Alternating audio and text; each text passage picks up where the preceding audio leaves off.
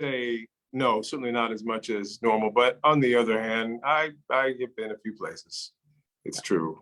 Over the course of these 2 years, not a lot, but there have been a few places where, for either work reasons or for other reasons, I've had a chance to get through it. We've been very protective, or at least sensibly protective. But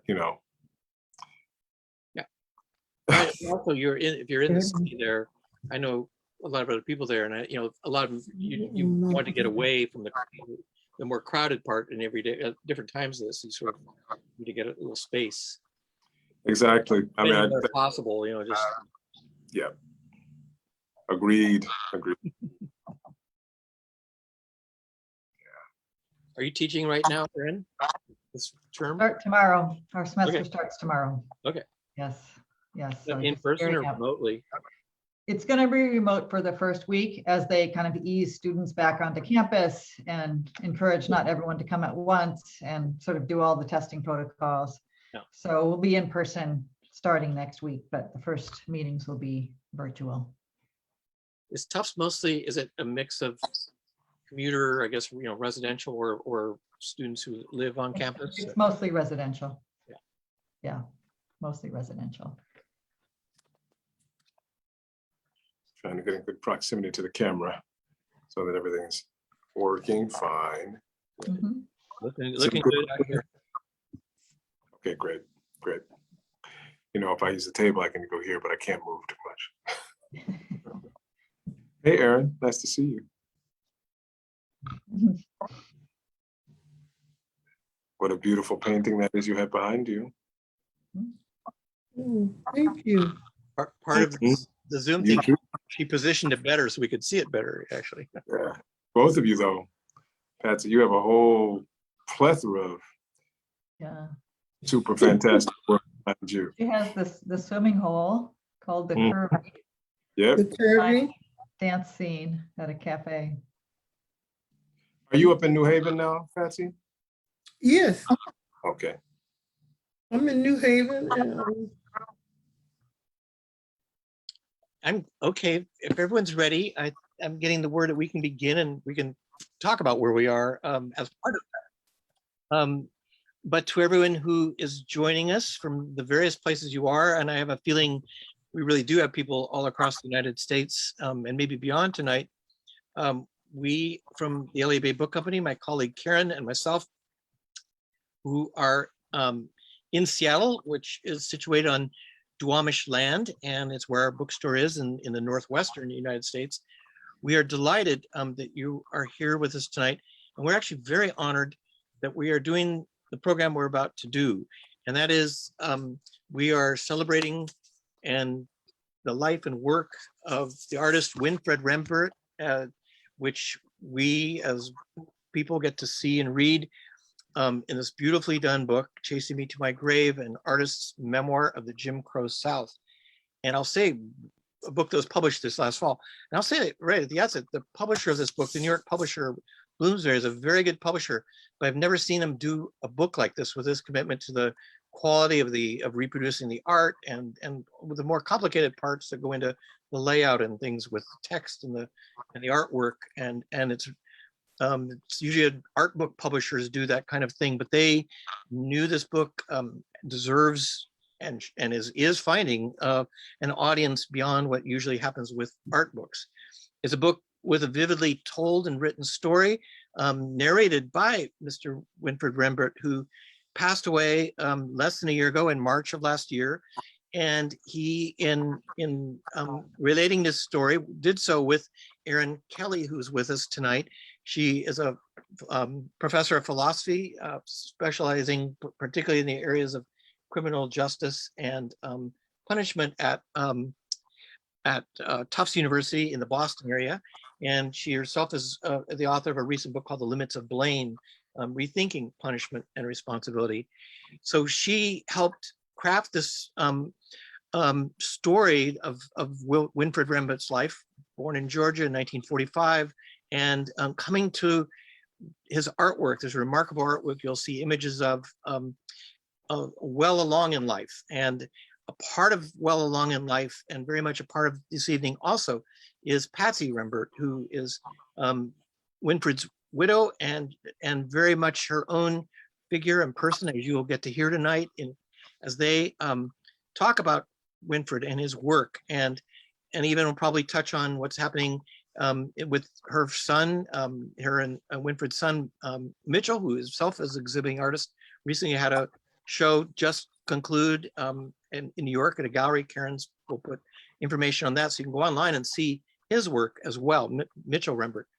We're also delighted and really honored again that we're also making this evening happen and all the ways it will. We're joined by award-winning actor Dion Graham. And when I say actor, he is known for his roles on stage. He's known his roles on screen, which I think for some viewers, The Wire will be one of the sources that will trigger awareness and memory.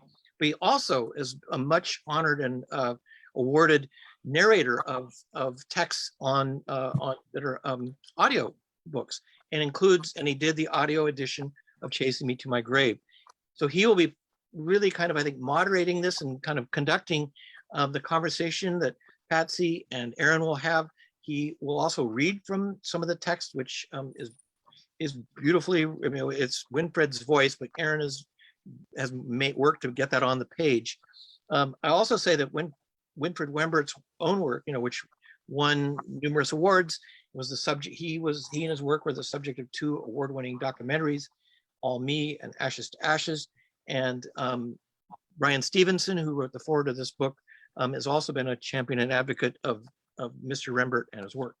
That's enough for me, because you're going to hear more people much more involved with the book. We hope you will put questions, though, in the chat.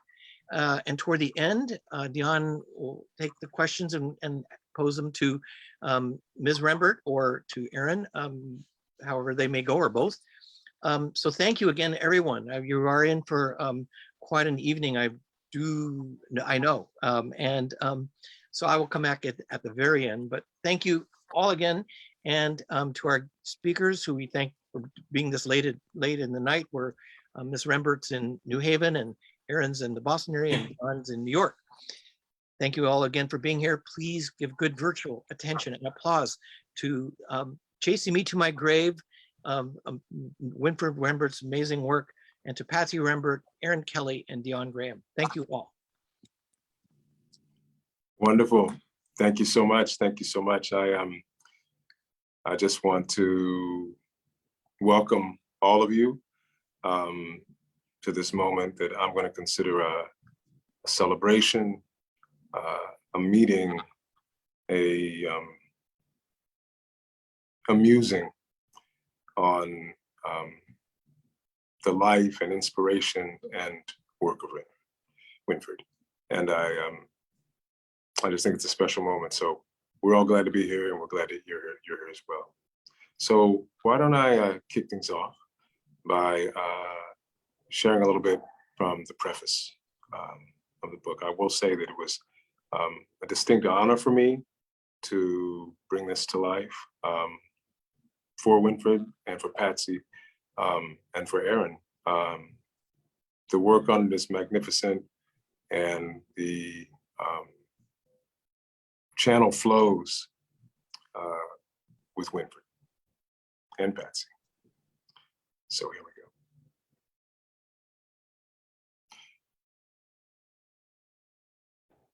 Writing this book has been a lifelong dream of mine. Ever since I was released from prison, I've wanted to tell the story of me. I left Cuthbert, Georgia in chains. It was 1967. I got locked up as a nobody. Prison made sure I was still a nobody when in 1974, I was released. And some people in Cuthbert never knew what happened to me. I want people, especially the people I knew, to understand what happened and why I spent 7 years on the chain gang. Even though I want people to understand what happened to me was not so long ago. And even though I have wanted to tell my story for years, I was afraid to draw attention to what happened in Cuthbert, Georgia during my lifetime and to me. I was worried about whether people would believe me or care, and whether the real people I named might in some way or other retaliate. I wasn't sure how to talk about my search for my mother's love or the bond I feel with Patsy. But my time in this world is up, so there is no better time. This may be the perfect time.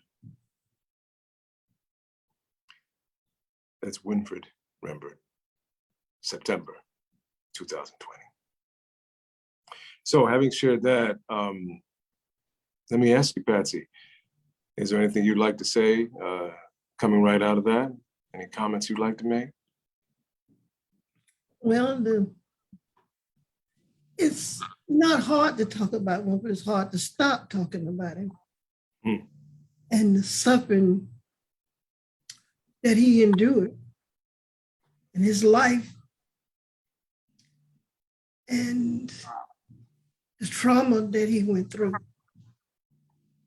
That book and the title is true, Chasing to My Grave.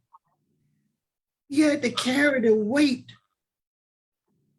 of the abuse and mistreatment that he received at the hands of people who thought they were doing right or knew they was wrong and didn't care. You pick it, either one. It weighed on him every day and every night. I don't know how he found the courage and the will not to hate, or not to be an angry, bitter man. He was so sweet and loving and kind. I just don't understand it. But as time went on, he finally decided. That wasn't something, we had been married over 5 years before he decided that he would even mention to me what had happened to him. I didn't know. I just knew he was having trouble sleeping. And this is the kind of torture that followed him until he died. Now, for someone to be treated so horribly and thought that it was the right thing to do, that it followed him to his grave, I don't understand how people could be so mean. Because when they hung him up in that tree, they were going to kill him. It was going to do all the things. Killing him was not going to be enough. But, you know, I don't want to seem harsh or cause any. I don't find any of that overly harsh. You're merely telling the truth. Yes, I'm telling the truth. His life is a reflection of what's going on today. It is a reflection. The things that happened to him in the 60s are happening right now. The only difference is the road. But the same abuse. I wanted to ask you, excuse me for interrupting you. I just wanted to ask you, because it's so rich what you're sharing with us. But for those in the audience who may be less familiar with his actual life experience before, maybe you could let them know more specifically the things that were chasing him to his grave, so to speak. One you just touched on with the near lynching that happened, but there might be a few other things to share that you think are important. You want to hear about how they, he was, I don't know whether I should tell that part of the story before it's read, but I will go into it in the way that when he got locked up and why he got locked up. He was part of a protest in Americus, Georgia, for Charlie Hopkins, you can look it up, who had shot a white guy and killed him in retaliation for them killing a black kid. And at that rally, that marching, Winfred had to run for his life. He ran down the alley and he stole a car to get away from them. They was behind him with a shotgun and the guys was shooting. And he got away and got to custody. And they caught him and put him in jail. They had him in jail for over a year with no charges. And he decided that they wouldn't let nobody see him and they wouldn't let him out. So he decided that he'd do something in order to just upset him enough to let him talk to somebody. So he stopped at the commode, the jail flooded, and the deputy sheriff come back there, Mr. Lee, to beat him. And he said he was prepared to take that beating, but it just got more than he could bear. And he wrestled with him and got his gun away from him and locked him up and left. Now he went to some people, civil rights people that he thought would help him. There was nobody there but the wife. And she made Winfred comfortable and told him to sit. And she went in the next room and called the police. Now you think about it. If you're in a room and you think you're in a place where you're going to be safe for just a few minutes, and you look out the window because he couldn't hear her, he called for her and she didn't answer. And when he looked out the curtain, he said he peeped out the curtain and the yard was full of white people. And they bust the door down and they beat him some unmerciful. Then they threw him in the trunk of a car and they took him for a ride. This was a ride that he was gonna never come back from. But somehow or another, like I told him, God had sent an angel to watch over him to make sure he stayed alive. When they was preparing to castrate him and hang him and shoot him and kill him, this guy come up, he said all he could see was the wing-tip shoes that he had on in a brown suit. Saved him and told him to take him on back to town because they could do something better with this person. He had a better way of showing you that you didn't have to kill him to get your point across. So that's how he ended up in jail.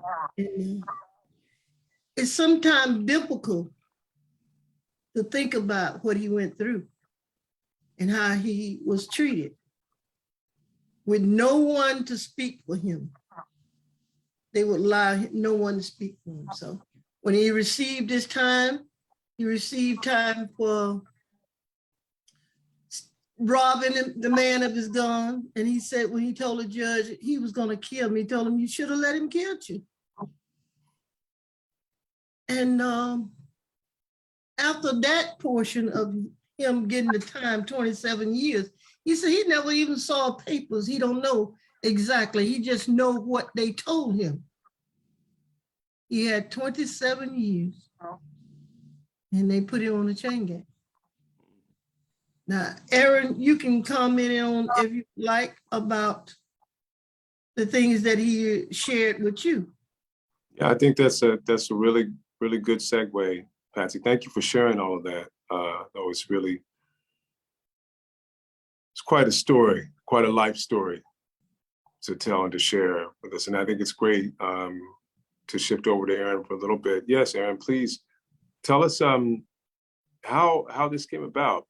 Tell us about writing the memoir with Winfred, and how did you meet him? How did the project come about? Tell us about that. I'd love to talk about that. Let me share my screen so that I can show you some slides. Starting with the picture of Winfred. This is a picture of Winfred. Wonderful. From this photo, he's an intense person with some life experience, and you might have the sense that he has a story to tell. And I certainly got that sense when I met him. He's also a person with a wicked sense of humor, a very charismatic personality, and who was a very welcoming person to me, getting to know me and sharing his story with me.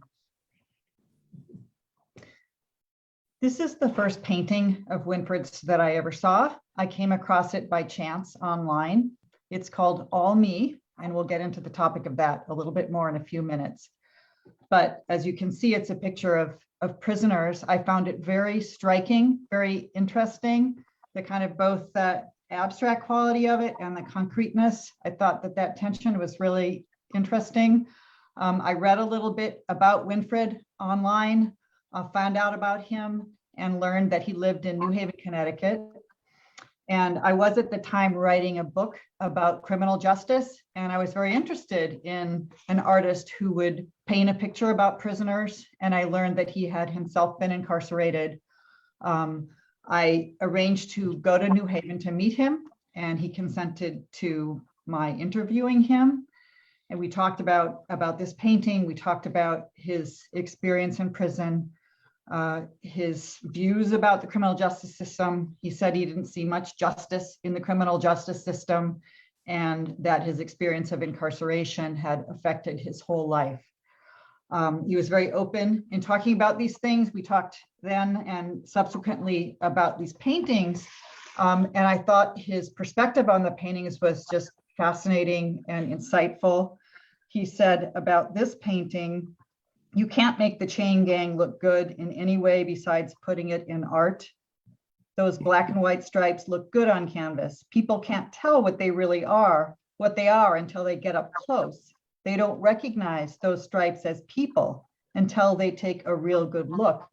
That was my goal, to put it down so you couldn't understand it until you take a real up close look. That tells you something about prison life. When you look at it from the outside, you can't see what's going on.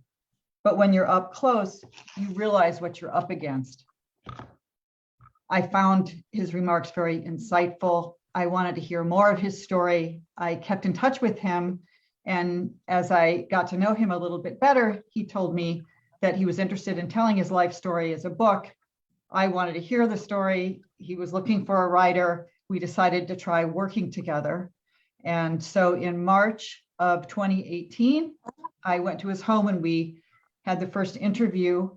I went home to Boston. I wrote up parts of the interview. I came back to New Haven and read them to Winfred, which jogged more memories. He expanded his points, and we continued in this cycle of the interview, me writing them up, me reading out loud the pages to him, and his elaborating and continuing with the story. So after 2 years, we produced this book. It was about 2 years of interviews at his house. And he read he was involved in the writing of the entire book. I read the whole thing back to him, some parts many times, because he was so interested in thinking more about some of these episodes of his life and expanding on them. So it was an honor and a privilege to get to know him and to learn about his life, the importance of his life, and his perspective on it. And I wanted to mention that in case some of the listeners, viewers don't know this, Winfred's paintings are on leather. He tools the leather, carves it, textures it with his tools. So it has a kind of sculptural quality, and then he dyes it. So this is the undyed version of the painting I just showed you, the All Me painting that we were talking about. And here's another version of that painting. Also very, I think, very striking, very powerful picture about prisoners and his own experience. And I thought, Dion, I could ask you to read a few pages from the chapter on the chain gang, which will take us a little bit more into this painting and the experience behind it. Absolutely, absolutely. And I'm not going to give it much preamble because I think it'll be speaking for itself.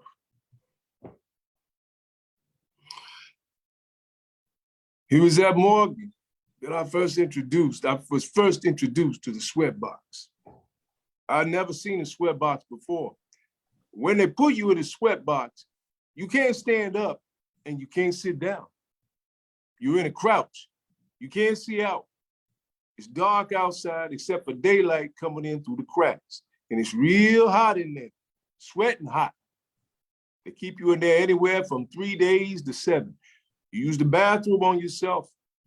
When they're ready to let you out, they pull you out, strip you naked, put you in a little space with a fence where they turn a water hose on you, like a fire hose, to clean you. And they didn't have to have a reason to put you in the sweat box. I mean, they would find some reason, like if you were in the ditch and you weren't digging right, you weren't using the shovel like they thought you should, or you talked back. But their reason wasn't worth anything. They just wanted to be cruel to you. I've been through so much in my life before I even went to the chain gang. But let me tell you, I could take a lot of cruelty and survive. I figured that if I had survived that lynching, I could survive anything they threw at me. But when I stood there in the sweat box, I was afraid I was gonna lose my mind. In the sweat box, your mind is talking to you constantly. I'm thinking, am I gonna really lose it? Am I broken? I remember being scared the guards might come and throw some gas in there and kill me. I'd never seen that happen, but there was always unexpected things happening. And I knew I was a guy that the administration didn't care too much about. But they didn't like my thoughts. Well, on the way to the sweat box with you, they would hit you with their gloves and things in front of everybody. But I didn't want the other inmates to see them doing that to me. So if I did something that made me think, I would be sent there. If I had disobeyed when I was working, or I didn't do something to the guards' liking, and I knew they were going to lock me up.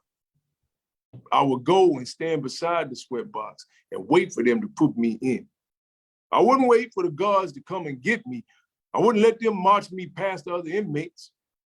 After I did that 3 or 4 times, yeah. 1 second, I just lost my page. Yeah, after I did that 3 or 4 times, the warden came out and said to me, "Nigga, get away from the sweat box. You can't predict what I'm gonna do." To the other guards, he said, "That nigga's crazy." And guess what? I never went to the sweat box another day. I realized I couldn't be what the officials were expecting of me. You got to put that in your head so they can't break you. They want to break you. If you're not broken, they say you're crazy. That's what they decided I was. They called me a crazy nigga. The chain gang is one of the most ruthless places in the world. The state owns prisons, so there are rules and regulations, but the county owns the chain gang and there are no rules and regulations. The guards don't care what you do, so there's more pressure on you to be bad. Inmates put pressure on you to fight. They might approach you with one of their shanks, homemade knives that they would hide in their bunk, or they'll block you when it's time to go to the mess hall, or maybe they'll turn over your plate. When they do that, you got to jump on them right then and there. If you don't fight, you're going to get that all the time. And you got to fight. And I mean, you really got to fight. You may have to draw blood. I never had a weapon. I'd use my hands and my feet. The knuckles on my left hand are rough, even today, because that was my punching hand. I also did a lot of kicking and stomping with my chain gang boots. If I get you down on the ground, you stomped. And it seemed to me the goal of the chain gang was to make you bad, to make you do bad things. That's the Winfred I didn't want to be. I showed meanness as a survival tool. I would sometimes do crazy things to people. I had to go through a lot to show myself as somebody who couldn't be bullied. I would say things like, I might lose my life, but I'm not gonna be bullied. And I would mean it. I had to take on all these personalities. I only wanted to be one of them, but the one I wanted to be, I couldn't be. There are probably more good guys on the chain gang than bad. Even the ones that tried to bully me were trying to hide the good side of themselves. There's a lot of demands on you as a prisoner on the chain gang. Hey, nigga, get over here with the shovel, dig that pipe out. You have to do it, or you go to the sweat box. And you have to answer in the manner that the guards want to hear, rather than how you actually feel. You have to play a role that isn't really you. It's like slavery. Yeah, you have to meet all those demands and keep a sense of yourself as well. You don't want to be identified with any of the roles you have to play. So you're all of them. It's like all of you and everybody else around you are all tied up into one. All me. That's how I painted it. Each person in the picture has a role to play. I didn't want to play any of the parts, but I had to be somebody. I couldn't walk around and be nobody. So I became all of them. It's like I was more than one person inside myself.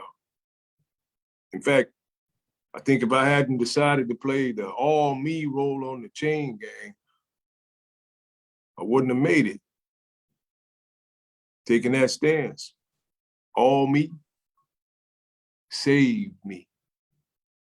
Everybody thought I was crazy. The guards and the inmates too. That nigga crazy. One thing is for sure. When inmates think you crazy, you can survive. They won't mess with you. And when officials think you crazy, you'll never go to the sweat box.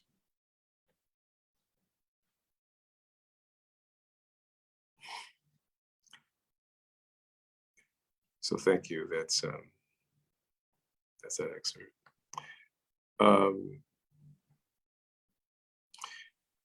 Yeah, that's very powerful. Very, very powerful stuff. Patsy, I want to ask you, can you share with us, can you tell us how prison affected Winfred's life? How being there on the chain gang, like he was, and for the duration of time that he was, how did that affect his life? It affected his ability to get a job, a decent job.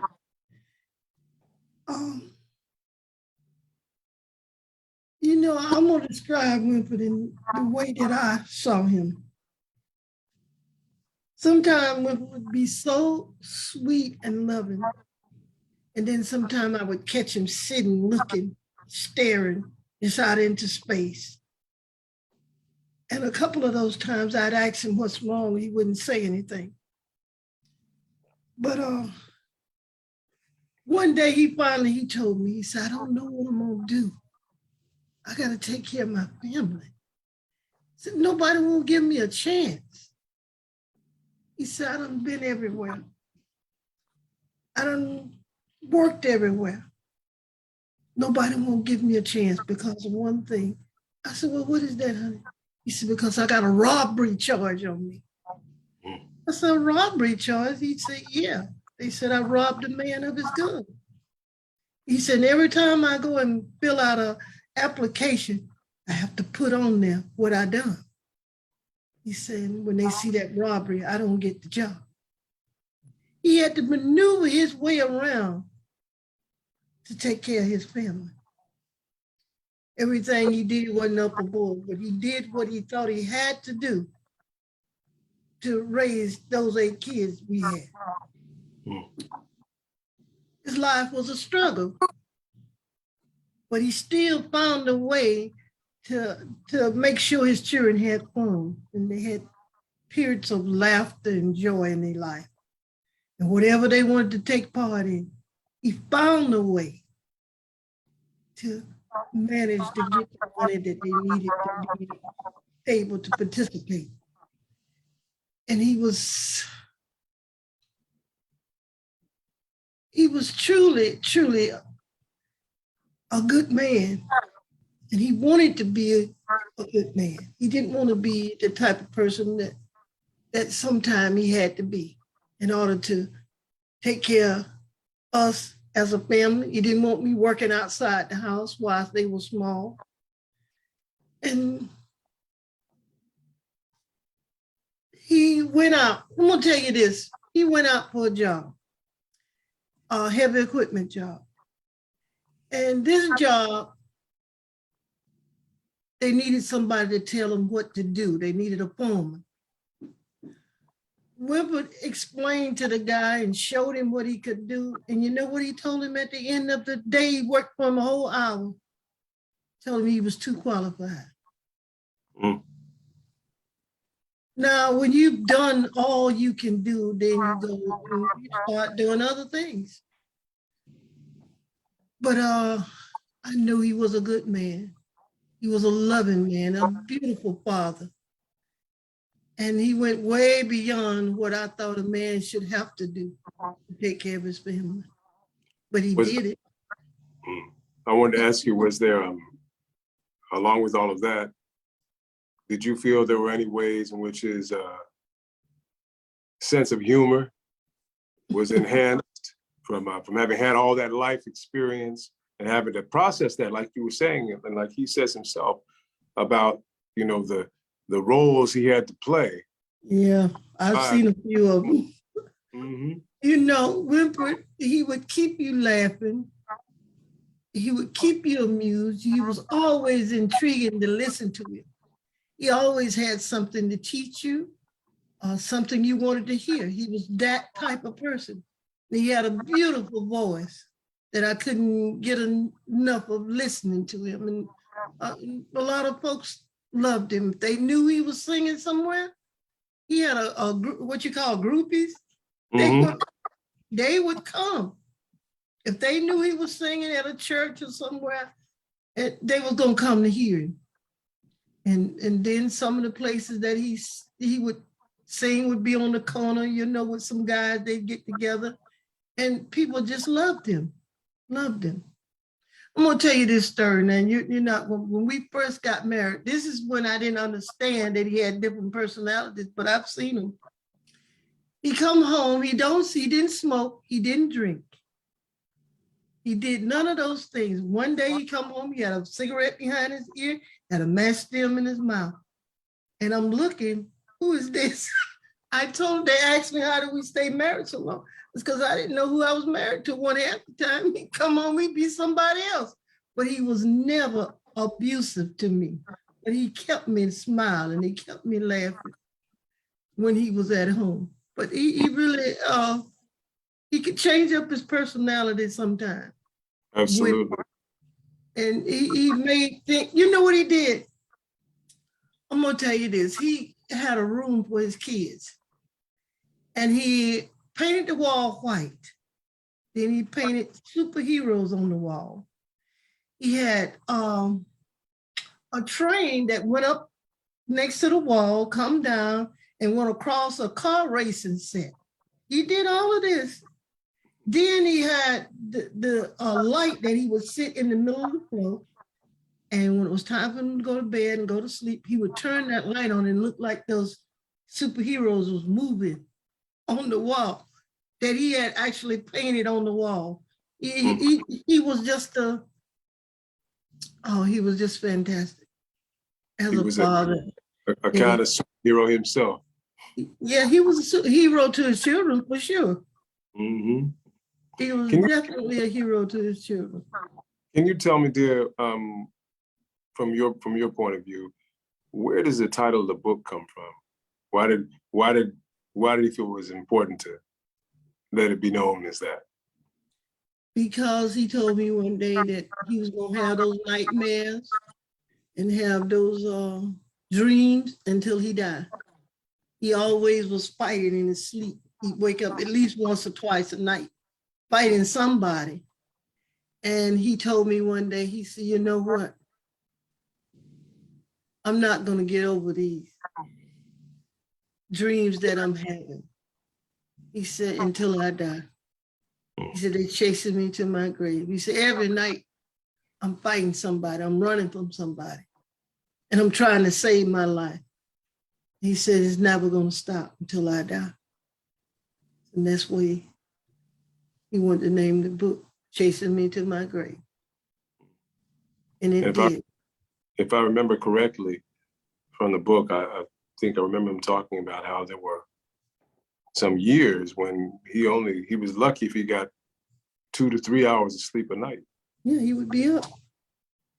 He'd wake up, and even after he had got sick, it would be so severe on him. He was, after he had got really, really sick, he couldn't get around that good. But when he would have those dreams, he would be as strong as he ever, and he would come all the way out of the bed on the floor, fighting and running. And I would wake him up. I had to stop sleeping with him because he was afraid that he was going to hurt me. And, as I got older, when I was young, I didn't worry about it. But after I got older, he got to worrying that he would hurt me whilst I'm asleep and not know it. So I would sleep in the next room next to him, but I'd hear him and I'd run in there and I'd call him, honey, honey, wake up. Because he would be fighting in his sleep. And he went to doctors and stuff, and one of the doctors got it where he could go to sleep sometime, but it didn't stop it. He still would have those nightmares. And he told me, he said, honey, this is not going to stop till I die. One of the things that just that you're reminding me of, and actually also the experience of reading his life story, his memoir, and reflecting on his journey, that I think is important to bring out for all of our listeners out there too, is that what we've been talking about was his experience and combination of all the things that happened to him. And the fact that he, from all that, made something out of his life, made numerous things out of his life, but certainly with his work. But one thing I think is important for everyone to remember, and that is, though this is Winfred's story, this story, or some version of it, is reflected in many, many, many Black folks and their experiences. And I think that's what's important. So no one should look at this as just a little anomaly that Winfred has gone through. I think that it's important to realize the trauma, the journey, the overcoming, and the wrestling on through the rest of life is something that those strains go deep into the culture. I want to tell you something. The Emmett Till story. That mother never knew what things was done and said to her son. He was a young boy. But if she reads this book, she'll know some of the things that was said to him. These are the things that they say to Black young men when they are young and they're about to kill them. It's all kind of things that they asked them. So they was asking him, did you look at this white woman? Did you like her? Do you desire? All type of things like that before they kill you. That's what they was planning to do with him. So he's not just telling the story of his life. He's telling the story of a lot of young Black men who didn't get the opportunity to tell what happened to them before they was killed. Absolutely. The Lord kept him so he could tell that story. And he wanted other people that had went through similar or worse to come out and start talking about the things that happened to them. Quit hiding it. You wouldn't believe how many people was afraid to talk about what had happened to him and knew because of what they thought might happen to them. So they need to start talking about things, trying to come to some kind of conclusion or to go back. And I had a boyfriend that had a father never come home. These are different things that happen. Rembert is telling that story. He's telling his story, but it's the story of so many more that didn't get the opportunity to tell their story. Absolutely. Absolutely. Thank you for sharing all of that. And that's absolutely true. Let me ask Erin. Erin, could you share with us some more examples of scenes from Winfred's life as he painted them? Just so our audience can get a chance to experience more of his work. It's also reflecting what Patsy's just been talking about. Sure. I'd like to do that.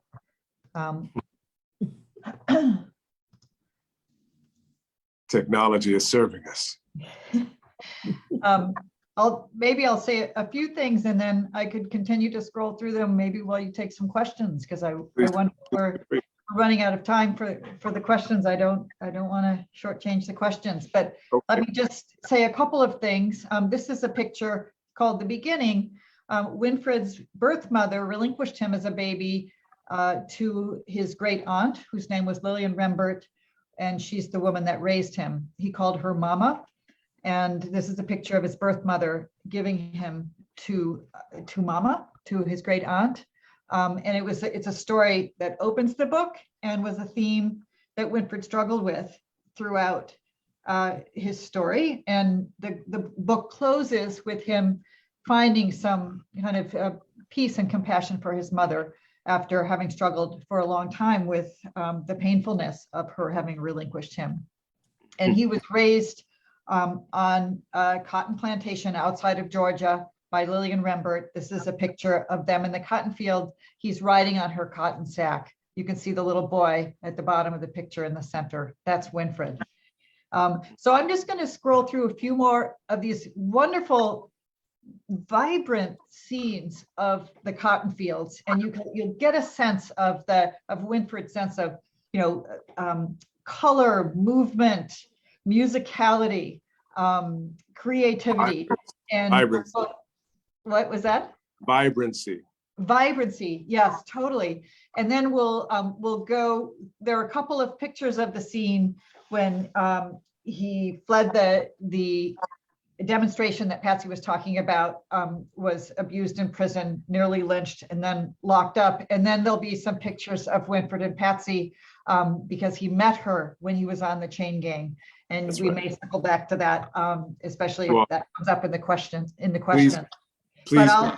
Please go ahead and do all of that. And while we're taking questions as well, Yes. though, please feel free, if there are more examples of his work that you want to share, please feel free to do it. All right, so you can go ahead to the questions and I'll just show some of these as you go along. Okay, great. So let me see if I can work our technology very well and find out what the questions are. So I'm going into the Q&A. So let's see. Someone asks, and this person is anonymous, says, where can someone go to see Winfred Rembert's work in person? Are his carvings in any museums? Well, I could answer that question. There are some paintings in some museums. The High Museum in Atlanta has a painting. The Muskegon Museum in Michigan has a painting. Right now, there are two, well, one exhibit just ended, but there's an exhibition of his work in New York at Fort Gansevoort Galleries. Is it still there, Erin? It's still there. It's been extended until I'm so glad. mid-February. But another great place to see his work, it's not in person, but great representations of the work, is in the book, because the book is written with these pictures in conversation with his life story. And there are over 75 examples of his artwork in the book, It's a including the beautiful ones I'm showing you. It's a beautiful piece of work all the way around there. And also, let me just take this opportunity to really honor you for collaborating with and putting it together with him. It's an amazing piece of work, really is. And Erin, he has work at the Yale Art Gallery, Yes. and he got work at people who collect art. A lot of people have his work in their home. Bill McBlain and Sharon McBlain has a lot of his work in their shop, in their bookstore. So he's got work almost everywhere you look. He's got some work in some museum. Wonderful. The Equal Justice Initiative, Bryan Stevenson's organization in Alabama, is just opening a museum and purchased 3 of Winfred's paintings that will be in the museum at the Equal Justice Initiative. So we are very pleased about that. Okay, so we have a few more questions. Let's see. Let me come to them. Hold on one second here. Okay, so here's a question from Barika Edwards. The question is, what did he think of activism during the civil rights movement in terms of demonstrators and those who were highlighted during the movement? Did he ever get a response from any of the Black legislators that he wrote to during his imprisonment on the chain gang? And there's a little addition to this slide. I'll read it just to make sure we have the whole context. He talks about how people don't see the humanity of people in prison. What was your first perception when you met him while he was at Reidsville? So it's sort of two sets of questions there. I didn't meet him at Reedsville. He was across the street from my house when I first saw him. Right. And I thought he was cute. That sure comes out in the book, that's for sure. I thought he was cute. That was it. I didn't care what he had done because I knew people that was free walking around depending on, see, that's another thing. Depending on who you worked with or who you worked for, determine whether you went to jail or not. You get me? If you worked with a white man, you didn't go to jail. You killed somebody, you wasn't going to jail. And I knew some people who had. So I didn't think he did anything that was so bad. He was just cute. Is this what he looked like, Patsy? This is his self-portrait, imagining himself around the time he met better you. than the picture. Let me ask you. Go ahead, Derek. What were you going to say? I said he was so cute. He had on some sunglasses, had his hat turned back, and he was just sitting there looking. And he caught my eye. I loved what I saw. And tell us about this scene. Say what? Tell us about this scene. Oh, that's my yard. That's what our yard, that's what my yard looked like. That's my brothers, my two sisters. My two sisters are hanging their clothes up. I'm in the tub where you're washing them with the rub bowl. That's my mama pushing the clothes down in the pot. That's my father sitting there about to sharpen the axe. That's how my yard looked. That's how the house looked at that time. So Winfred was working on the road near Patsy's house. Right. And he walked into her yard. This is the scene that he saw. He asked for a glass of water, and that was the beginning of their attraction for each other and this beautiful love story that's really woven throughout the book with great passion and tenderness. And by the way, people, just so everybody knows, this is something that's definitely in the book. If you come to listen to it or to read it, this whole thing plays out in the book. It's a beautiful thing, actually. I wanted to ask you. Can you see that picture? I can't see anything right now because I've got the chat up in front of me, so I can get these Okay, questions. so we're looking at a picture of Winfred and Patsy standing on the road outside of her house just before they got married, shortly after Winfred was released from prison. Yes, I've seen it before. I got to tell you, I loved the scene in the book, which is just basically a scene from his life and your life of when he showed up there and, you were a little bit running away a little bit. And your father, if I remember, your father was like, wait a minute now, what? And then, but he was quite persistent because he really liked the petunia that he was struck by, named Patsy. But listen, I want to ask you this question that was put here just so we can talk about it a little bit since the question did come up. Did he ever get a response from any of the Black legislators that he wrote to during his imprisonment on the chain gang? I wouldn't know. I wouldn't know whether he think Ronald Dunham was the one. What do you name? How you say it? Ronald Dunham? Dellums. Yeah. He think that he hoped him got out of jail. Okay. But he doesn't we didn't know. really talk about, that aspect of his life. We only talked about each other. And okay. we didn't really talk about there are a couple other things here. I'm just listen, we could definitely have a chat that we need to maybe have a couple of either non-alcoholic or alcoholic drinks. We can sit around and talk about it, but we don't have all night long to do that. So let me share some of the other questions that you have here. And let's see, here's one from Karen. It says, can you talk about when and how he learned to paint and why he chose leather? that was his medium. He learned how in jail. when he Right. was in prison. He Right. learned how from a guy called JT. And he said JT had 3 life sentences. And once JT saw how well he could do it, he took his tools away, but he went and made his own tools and kept working. Right. And the question comes up too, can prints of his work be purchased? Yes. Some of them. Absolutely. Yeah. Lillian. This is TJ the Tooler, who made billfolds and wallets in the prison. Winfred saw him doing this, got very interested, and TJ the Tooler taught Winfred how to do this leather tooling. And unbeknownst to Winfred at the time, this would become then the medium through which he would create works of art years later. So it all started with the learning the craft in prison. And this is his depiction of the scene in which he was introduced to the craft. And Lillian says in the chat, just to dovetail on what you're saying, she says his artwork is incredible, which of course it is. And she asks, are there any artists that influenced his own art? Not that I know. Well, only one, Cobius.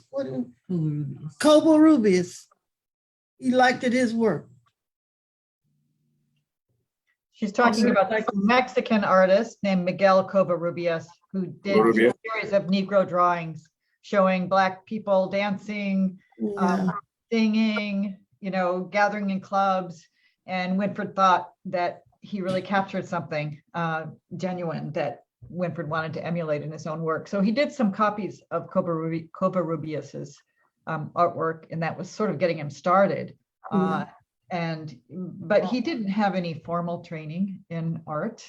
He looked at some art books in Phil and Sharon McBlain's bookstore down the street from where he lived, and was introduced just in that very cursory way to the history of art.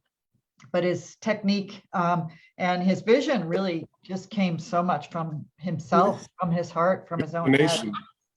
Incredible, kind of a visionary and just brilliant, remarkable. He could always draw. He could do that. He didn't need no training in that. He could draw, but and he just could do what he do. Right. And a lot of things he could do other than draw.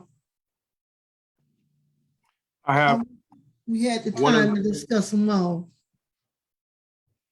I have one other thing, Patsy, that I want to share that Marika shared in the chat. He says, I've been so touched reading Winfred's memoir. My dad was born the same year as him, and I lost him last year too. His mother is from Americus, Georgia. I didn't know how horrible it was. And she migrated to the north, Wisconsin looks like, during the Great Migration. My dad's sister was named Lorraine, and my dad was an artist too. I see so many parallels between their lives. I hope they are both talking to each other in heaven. What reflections did Winfred have about the differences between life in Georgia and life in the North? You knew where you stood in the South. You're guessing when you're in the North. No difference. No difference. You got good people here and you got bad people here. You got good people down south and you got bad people. That is the difference. Knowing who your enemy is and being able to look them in the face and say, I know you don't like me. Here you don't know that. Now you figure it out. I don't want to go no further, but you figure it out. I think you said it. I think you said it. What came to my mind as you were saying that, the expression, smiling faces, comes up too. Just thinking about, that's all out there. Well, listen, those are all the questions that we have at the moment in the chat. If there are any other questions, now definitely would be the time to bring them out. Let me say something in regards to the earlier question about how Winfred felt about the demonstrators. He got very interested in the civil rights movement. Patsy was talking about how he attended a civil rights demonstration. He was inspired by the civil rights movement, he wasn't particularly hopeful that things would really change a lot, but he felt like it was very important to try to bring about a political change, and he was willing to risk and sacrifice in order to do that. So he was a strong supporter of the civil rights movement, participated in some demonstrations, one which was, as you know by now from our discussion, very fateful for him. But I think he really was full of admiration for what people sacrificed to try to make a change. And one of the inspirations for the book was his wanting to pay tribute to the courage of people who had worked so hard to try to bring about a change for the better under some really difficult circumstances. And he wanted to commemorate them, celebrate them, and for people to feel proud of what they had accomplished. I'm seeing a question here, just following up on, I'll try to get this one in quickly, on what you were just talking about. And hold on, I think it was, let me, if I can try to get this opening, here we go. So the question is, again, from Brika Edwards, what did Winfred think about BLM, that's Black Lives Matter, in terms of how things should move forward and change?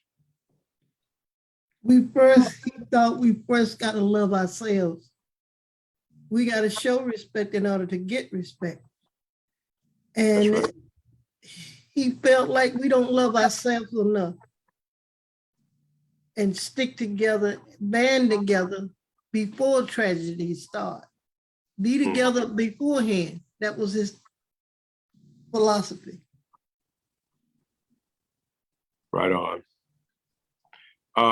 Jane Galloway asks, what is the spelling of the name of the artist whose work he liked? It's in the chat, Jane. If you look in the chat, it's listed there. The artist we were talking about, the Mexican artist. Yeah, but it's in the chat, you'll find it.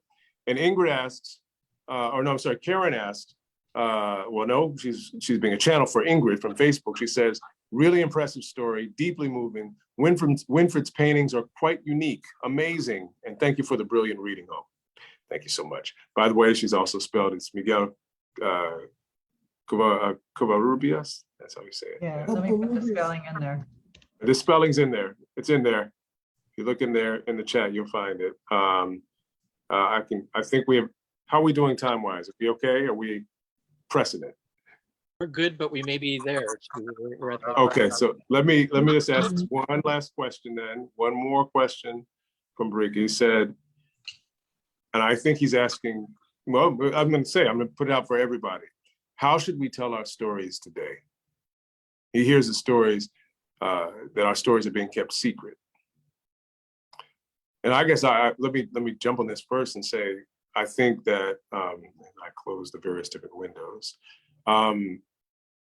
Well, this is one way to tell them, through whatever talents or avenues or portals or wormholes that we can access individually and collectively. This is a great example through his own life experience, how he found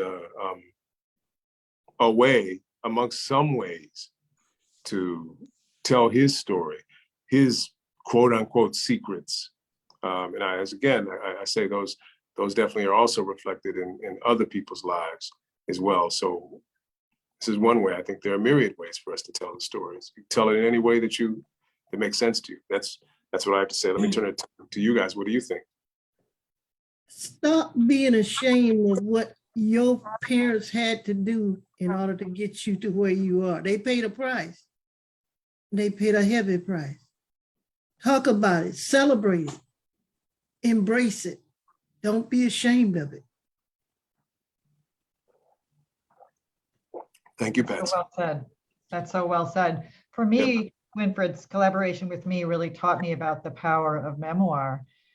The conversational, collaborative process that we experimented with turned out, I thought, to be a very powerful vehicle through which to explore a story and put it together and share it with other people. So I think sharing our stories with one another and listening carefully to what other people have to say is just such an important part of the process of getting those stories out in the world. And also encouraging empathy. Yeah. for anyone and everyone. There's so many stories we haven't heard. People have powerful things to say, and we need to start listening. Absolutely. That's a fact. So I don't know what to say, but have we reached the fullness of our time at this point, or do we still have a few minutes? You can keep, if there's something else, keep going. It's all wonderful and good. I mean, I know we have to end at some point, and that's a reluctant ending. I mean, we could Always is. we would be going to a cafe somewhere afterwards and continue it that way.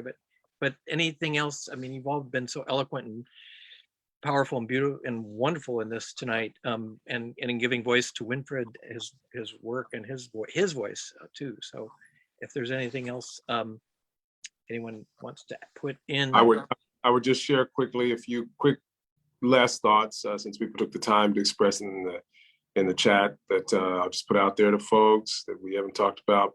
Polly Kennefic, if I'm getting the name correct, says, so was Winfred disappointed that it was white people who were his big supporters?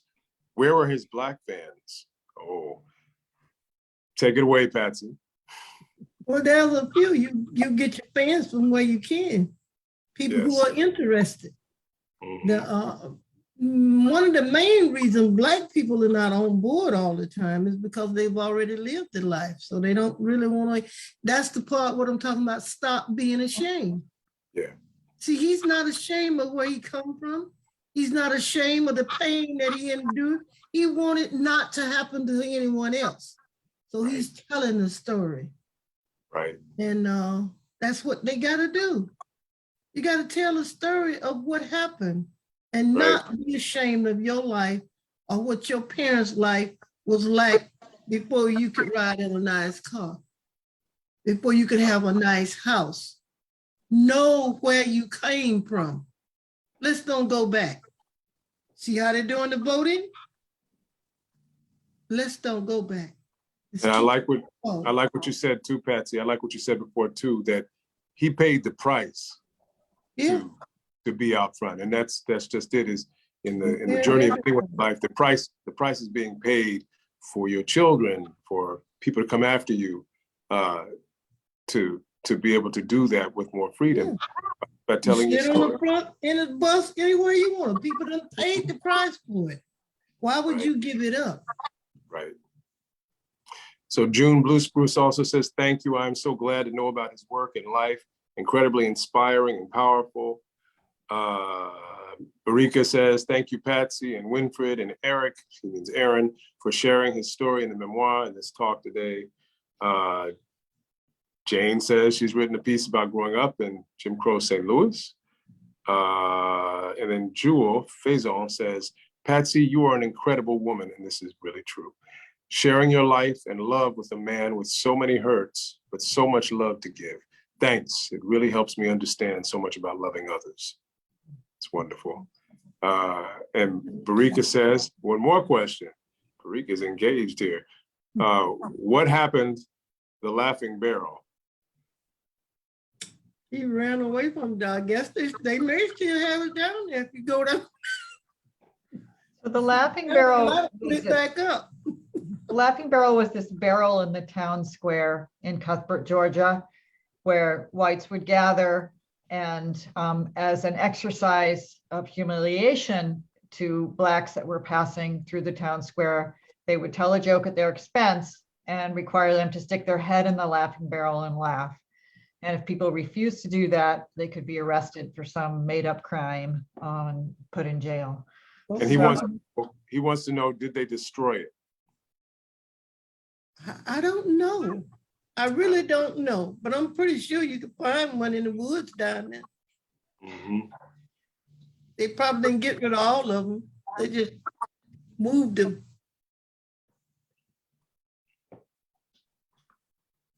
Okay, well, those were lots of, Barika has one more question. Said this was common. I think it was common, Barika. I think it was very common. And this and more. It just reminds me, I'm thinking about when I had been in London doing a show at the Royal National Theatre back in, it was just before 2000. And then on the way to Broadway, and I think that was in 2000, 2001, but it was down in Houston. I think it was probably just after 2000.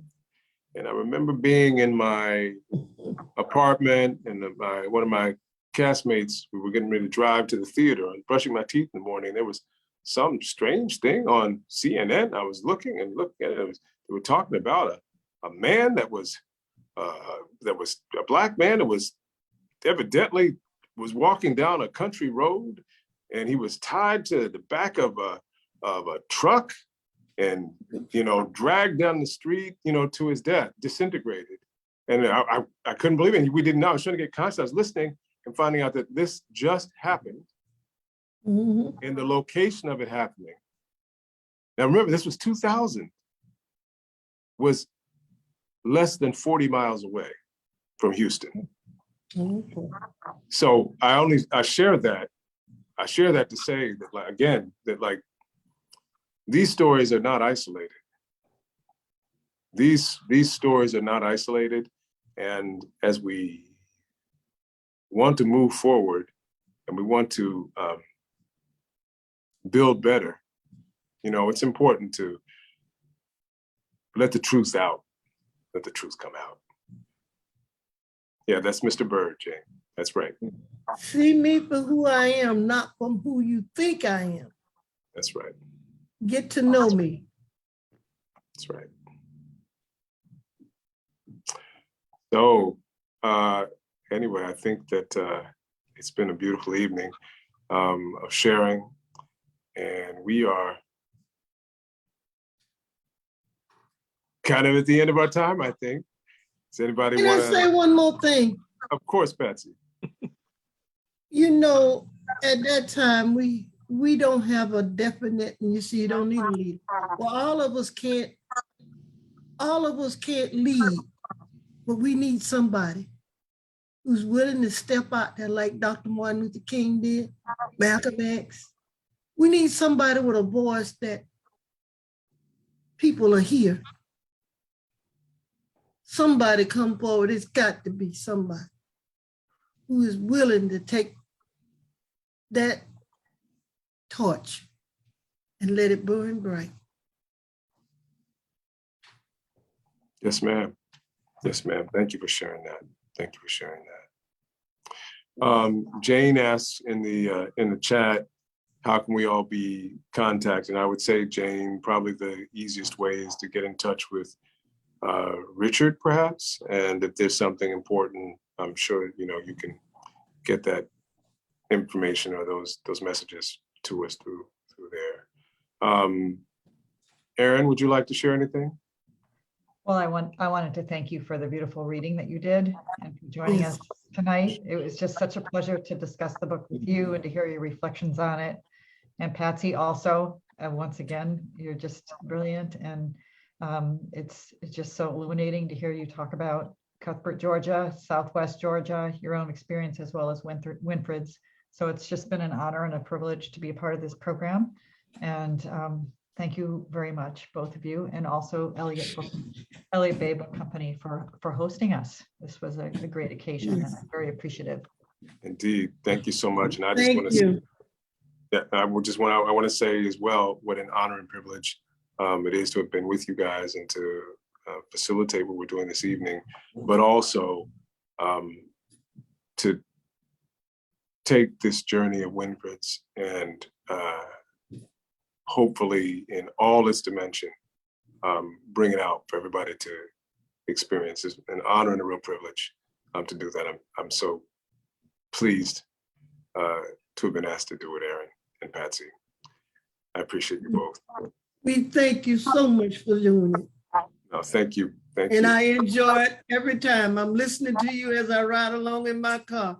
Thank you. Thank you, sister. Thank you so much. Thank you. Thank you. All right. Well, with that, I think I will hand the baton back to our host. I will just I barely feel I can hold it because it's been handled so beautifully and powerfully and wonderfully tonight. All three of you, thank you really from the bottom of hearts here. We've been doing these virtual programs for about 18 months now, and it lets us combine people in ways in different places that it would be hard to get everyone in the same room, and yet and so we are grateful for that, but also can feel some lack that we aren't in the same room, because I think tonight you can all feel individually as we are in our places, but also collectively the weight and gravity and also the grace that all three of you have done in reading and talking and showing images of Winfred's, including for all the heavy material. Some of this, Patsy's answer, I think would have, I can imagine the laughter would have gotten in a room after it was a setup. You could have had a really serious answer. And what drew you to Winfred? He was cute. That would have gotten a great, that would have people would have, that was a beautiful answer and so humanly part of all of this.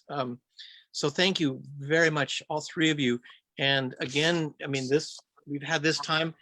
This book has so much of this. It has Winfred's voice, it has as the work that Erin's done to put it in print, but also the images that you've seen some of tonight. And Dion, this has been great to hear you not only reading but your part in this. And come see us in Seattle. It's all three of you, but yeah, I know Dion's work might get him here more readily with theater and all. But reach out anytime you like. Okay, we could talk some theater in Seattle too. We knew August Wilson. We had some people who've been here Sure. through all that. But thank you again, and also for doing this. It's 10 o'clock after 10, back where all three of you are.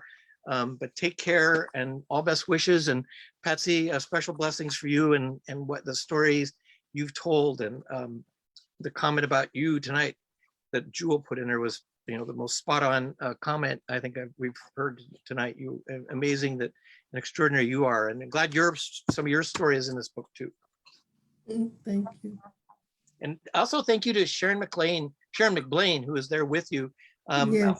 off screen, off camera, but I know none of us is here by our own selves in terms of getting things done and doing things, and I know she's been helping with some of this for you. Right by my side. We thank Sharon as All well. the way. Good night, everyone. Thank you. Take care. Stay safe with health and everything. Good night. Thank you so much. Thank you so much, everybody. Everyone be well.